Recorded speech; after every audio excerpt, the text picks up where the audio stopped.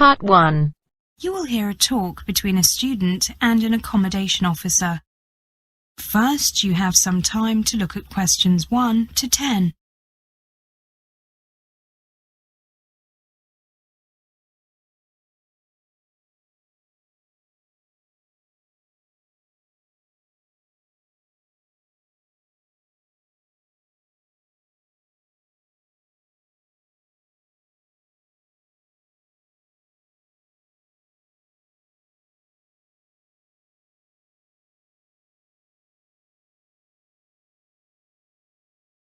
Now listen carefully and answer questions 1 to 10. Hello, how may I help you? Hello, my name is Martina Bila. I made an appointment to see you at 10 o'clock. I'm a little early. Is that okay? No problem. We're not very busy at the moment. You said on the phone that you weren't happy with your accommodation and were thinking of changing. That's right. May I ask what the problem is exactly? To be honest, there's more than one problem. The main problem is that the accommodation is further than I imagined from the university. I see. And the other problem or problems? The other problem is that the landlady is quite a heavy smoker. I'm a non-smoker and I'm afraid that I find it quite unpleasant. I'm sorry about that. Weren't you given the option of accommodation with smokers or non-smokers? I'm afraid that's really my fault. I don't mind light smokers, but I didn't get my accommodation organised very much in advance, so most of the accommodation had gone by the time I applied. However, a friend told me that there is sometimes accommodation, accommodation becomes available mid-term because some people leave the university or change their place, the place where they live, so I thought maybe... I see. Yes, it is important to arrange accommodation well in advance, though it isn't always possible. However, your friend was correct. We do get some accommodation available mid-term. Just give me a minute to find your details on the computer. Yes, of course. Now, your current address is 43 Parkway Drive, isn't it? Yes. Yes, that's a fair way away. The bus connection isn't too good either, is it? I think that it would be better to focus on that as the reason for moving, rather than the smoking issue. However, I will change the information in the computer to say that this accommodation is only suitable for smokers or people who don't mind heavy smokers. That way we can avoid similar problems in the future. That sounds like a good idea.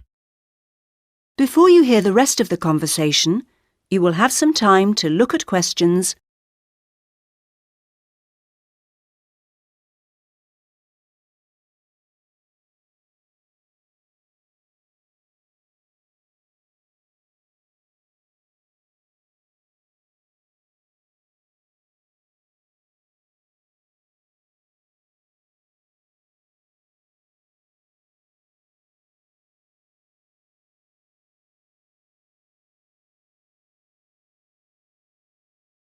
Now, the good news is that there is plenty of accommodation available nearer the university. The bad news is that it is more expensive. That's okay. I expected that. Is there any catered or self-catering university accommodation available? That would be ideal. I thought you might be interested in that. The day after you phoned, a place became available. It's catered, so it's the most expensive type of accommodation, but it's yours if you want it. There's no self-catering accommodation available? Not at the moment. Something could become available at any time, but then again, you might have to wait weeks. I understand. Can I just check the cost? It's £37.50 per week. You also have to pay £23.15 during the Christmas and Easter holidays, regardless of whether you are there or not. That sum doesn't include meals during those periods. But summer holidays are not included. That's right. Students are permitted to stay in university accommodation during holidays, but they usually have to move to a different flat. I see. And do I pay monthly? Yes, but don't worry if you're a few days late. It happens quite often, and we don't mind too much. Can I see a picture of the accommodation? Sure. It looks like this. You can see that there is a single bedroom for each student and a common living room and bathroom. There are no cooking facilities, but many students buy a microwave. Can you tell me anything about the people I'd be living with? There are 2 girls there. One is British and one is Indian. They are studying law and marketing, respectively. They're the same age as you, 20, and they're not smokers. That sounds perfect. If I don't give my landlady a month's notice, she gets to keep the deposit, doesn't she? That's normally stated in the rental agreement, yes. I'd like to be able to keep this university accommodation available, but I'm afraid I can't. If someone else wants it and takes it... I understand. I'll take it. Can I move in on the first day of next month? What day is today? 22nd. Yes, that should be fine. Give me a minute to print out the standard rental agreement. That is the end of part 1. You now have half a minute to check your answers.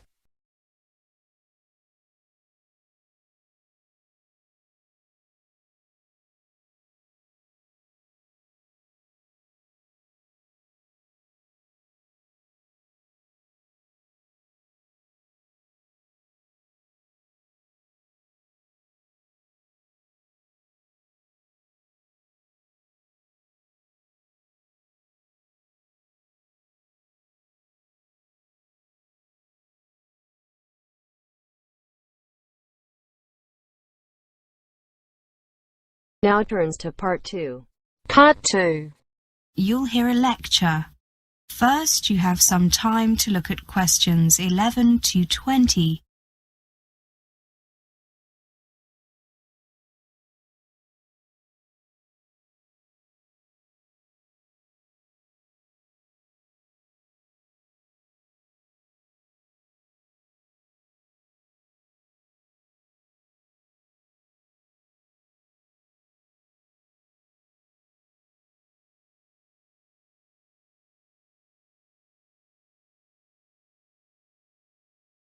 Now listen carefully and answer questions 11 to 20. Welcome, everybody. Are you all sitting comfortably? My name is David Price, and this is our first meeting in a series of presentations called Countdown to Departure. I know that you have just arrived here for your year-long course prior to going abroad, but it's certainly worth taking the time to consider, to think about events that will take place a year or almost a year from now. I have handed out this useful guide to planning your time abroad. Please follow the suggested timetable closely. It is vital that you get each thing done on time. If you can get things done earlier, then we suggest in the guide, that's great. But certainly don't leave them later than we recommend. If you do not get these things done on time, it could jeopardize your study abroad, or at least delay it by a year. Now, we are currently 1 year from departure, so you should start applying for postgraduate programs and scholarships immediately, if you haven't already. Consult your tutors for further advice on these points. You should also calculate a rough estimate of your study and living expenses and consider how to pay for them. We'll be looking at that in more detail during the next meeting. You should start arranging accommodation abroad as soon as you have accepted a place on a course. Arranging accommodation can be a rather bureaucratic procedure and can take a while. At the same time, ask the university about your options for paying your fees. The next point on your timetable is 6 months before you leave. At that point, you need to check your passport, and if you are going to need a new one, deal with that immediately. Remember that your passport might need to be valid for the whole of the period you intend to be abroad, but that you can often renew your passport at your embassy in the country where you are studying. In any case, your passport needs to be valid for at least 6 months after you enter the country where you intend to study. It might seem unnecessary to get your passport in order so early before you go, but remember that you have to get your visa as well. You should do that around 6 months before leaving too. Bear in mind one final simple point. Make sure that your passport has a few empty pages left for visas and stamps. Before you hear the rest of the conversation, you will have some time to look at questions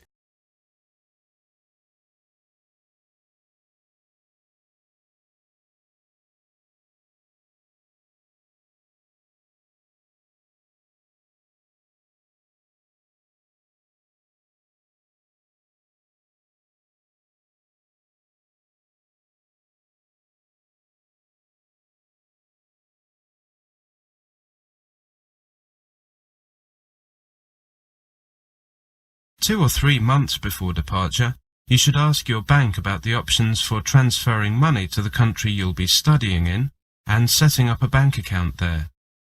You should also start looking at booking your flight to the country you'll be studying in order to get the best rates.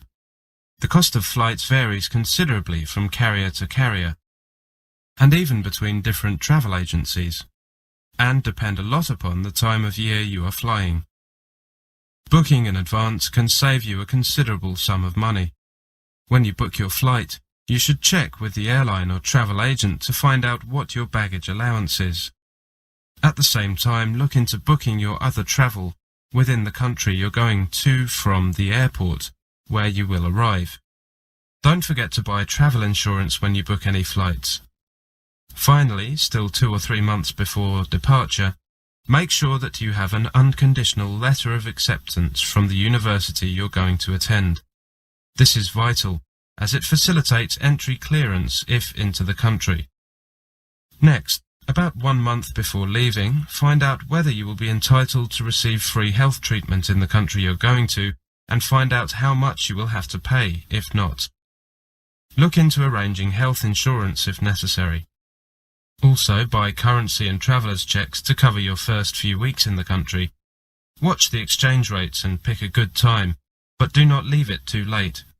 If you are buying traveller's checks or a large amount of money of currency, your bank may need a while to arrange this.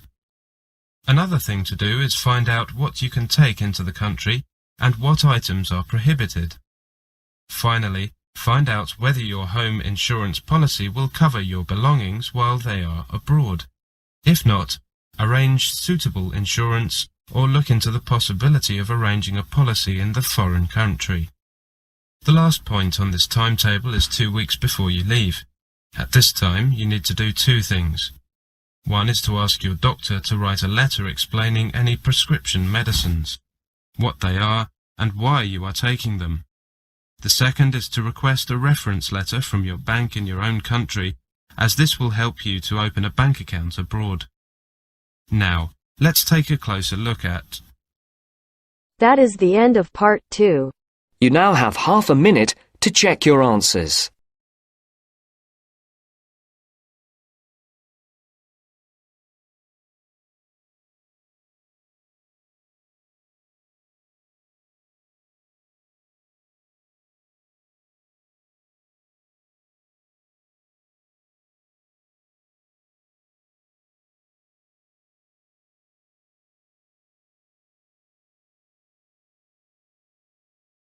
Now turns to part 3.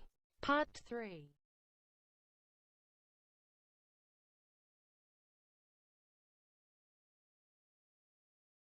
You will hear a conversation about a student thesis. First, you have some time to look at questions 21 to 24.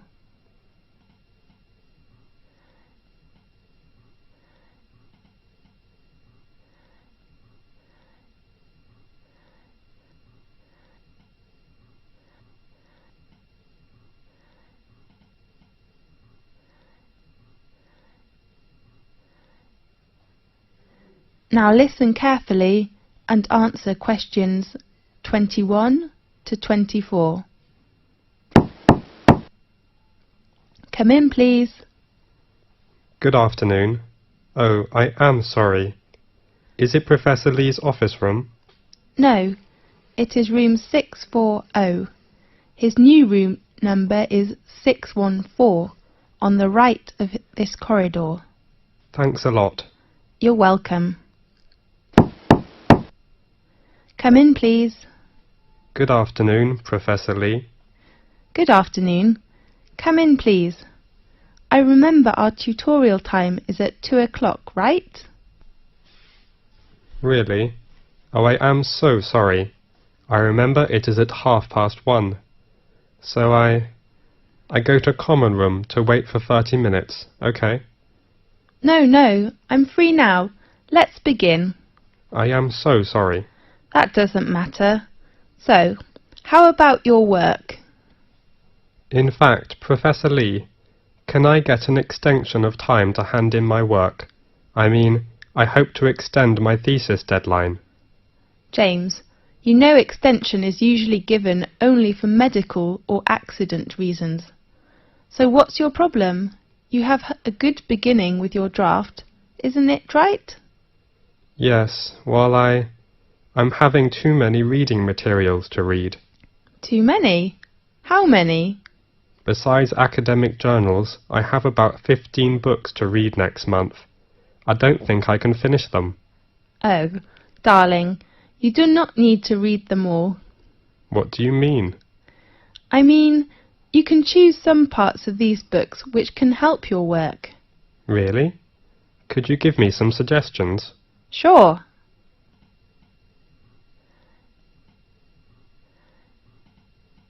Now look at questions 25 to 30.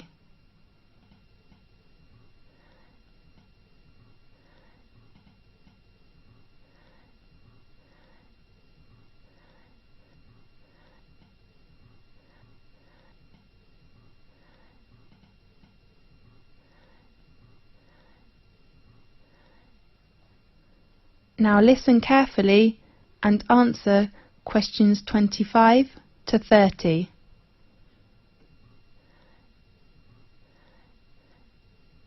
Do you bring your reference book list?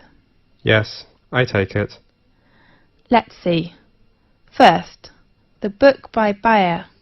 I think it is really worth reading. Read it all? Yes, the topic of the book is nearly the same field with you. Okay, I'll read Bayer's book.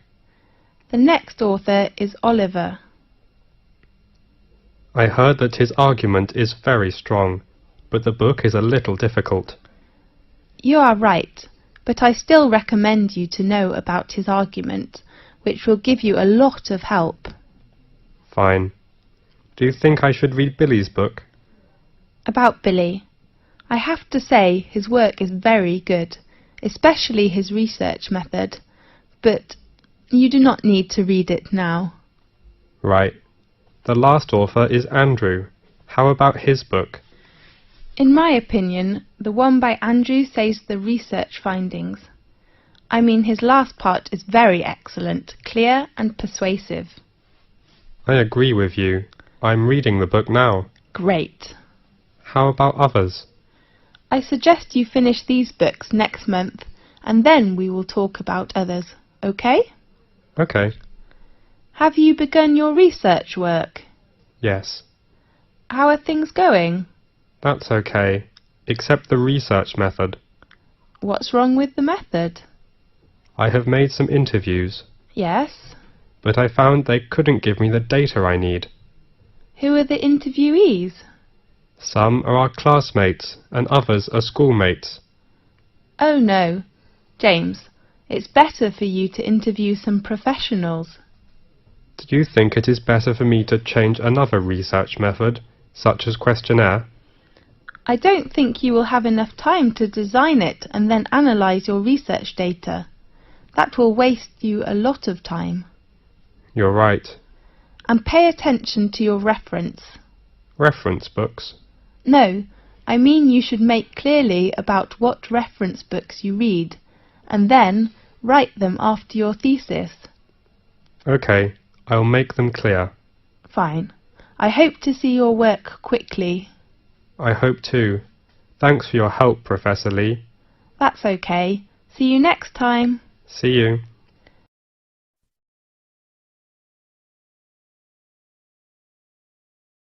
That is the end of part 3. You now have half a minute to check your answers.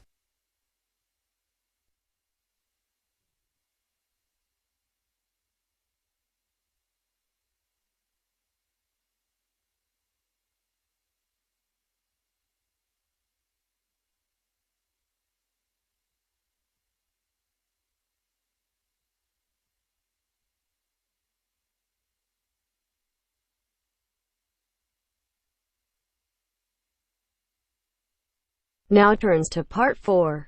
Part 4.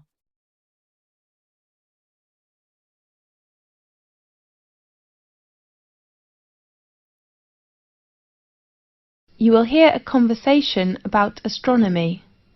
First, you have some time to look at questions 31 to 40.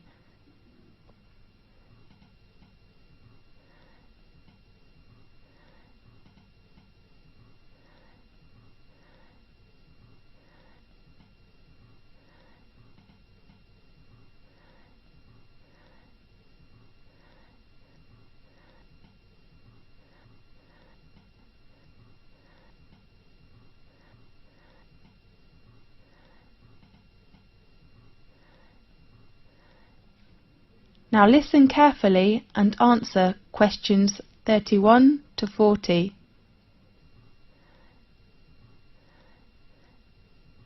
This is Magic Time from the BBC. I am Faith. In today's programme we invite a Professor of Astronomy. Welcome, Lewis. Thanks a lot, Faith. What magic information will you introduce to us? We all know the Leonidas in August are coming, so today let's talk about meteors. Good topic. At one time or another, almost everyone has glimpsed a swift little streak of light dashing across the night sky. Nearly everyone makes wishes when they see them and blame both good and bad luck on their presence. Yes, these sudden celestial visitors are meteors. We often call it shooting star. The glowing trails are caused by the incineration of a piece of celestial debris entering our atmosphere. Many meteors are quick flashes, but some last long enough for us to track their brief course across the sky. Right. Now and then, a meteor truly will light up the night, blazing brighter than Venus, although rarely, even brighter than the moon, leaving in its wake a dimly glowing trail that may persist for minutes. Lewis, can we see some meteors every night in 1 year? Yes. Under a dark sky, any observer can expect to see between 2 and 7 meteors each hour, any night of the year. These are sporadic meteors. Sporadic meteors? Yes. Their source bodies, meteorids, are part of the dusty background of the inner solar system. Several times during the year, Earth encounters swarms of small particles that greatly increase the number of meteors. The result is a meteor shower, during which observers may see dozens of meteors every hour. Concentrations of material within the swarms may produce better than average displays in some years, with rates of hundreds per hour, and were treated to a truly amazing display in which thousands of visible meteors can be seen for a brief period. The phenomenon is called meteor storms, which are more magnificent than meteor showers. Aha! That's wonderful! Definitely. The meteors that appear during a meteor shower seem to come from one point in the sky. This illusion is an effect of perspective, just as a roadway seems to converge in the distance. Usually, meteor showers get the name of the constellation from which the meteors appear to radiate. Such as during the Perseid shower in August, meteors seem to streak from a point in the constellation Perseus. When is the biggest meteor storm? According to records, in 1833, a storm of 60,000 meteors an hour shocked the world. 60,000? That's unbelievable! By the 1860s, scientists had known that many meteor showers were annual, including the normally placid Leonids, which produced the big storm, and that they were somehow related to comets. Really? Yes, but most of the meteors people have seen during one of the annual showers arise from fluffy particles not much larger than sand grains. As a particle enters Earth's atmosphere, it collides with gas atoms and molecules. The particle becomes wrapped in a glowing sheath of heated air and vaporized material boiled off its own surface.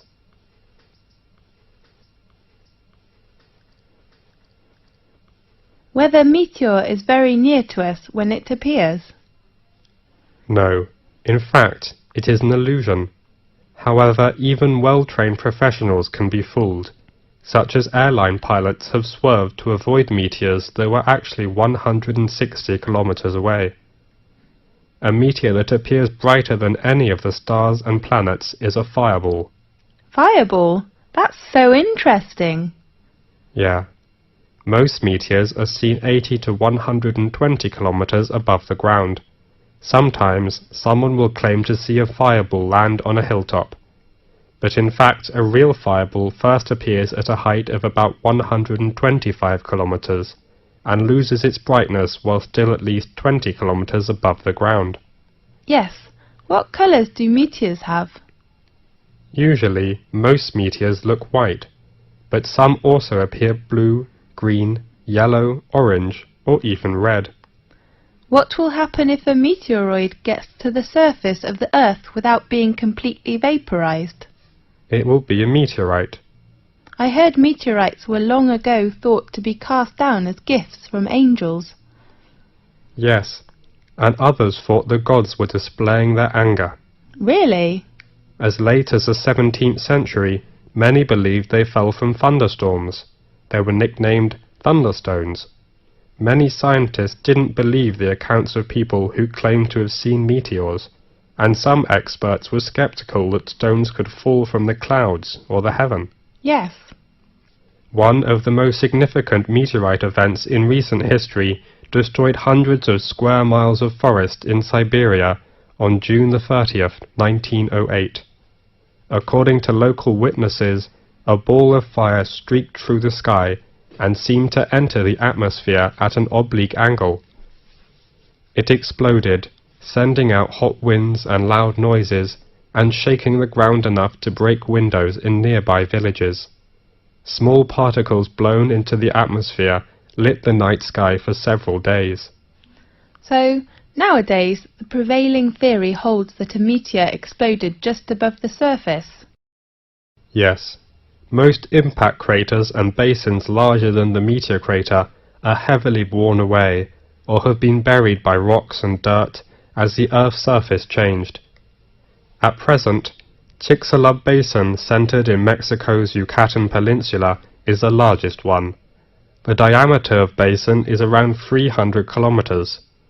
Rock samples obtained by drilling into the basin show that an asteroid struck the Earth there about 65 million years ago. Does that the same period with the dinosaurs disappeared? That's right. Many scientists believe this debris caused climate changes which made the dinosaurs not survive. We do really hope that will never happen again. Right.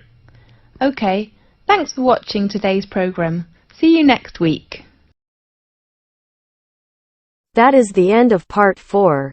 You now have half a minute to check your answers.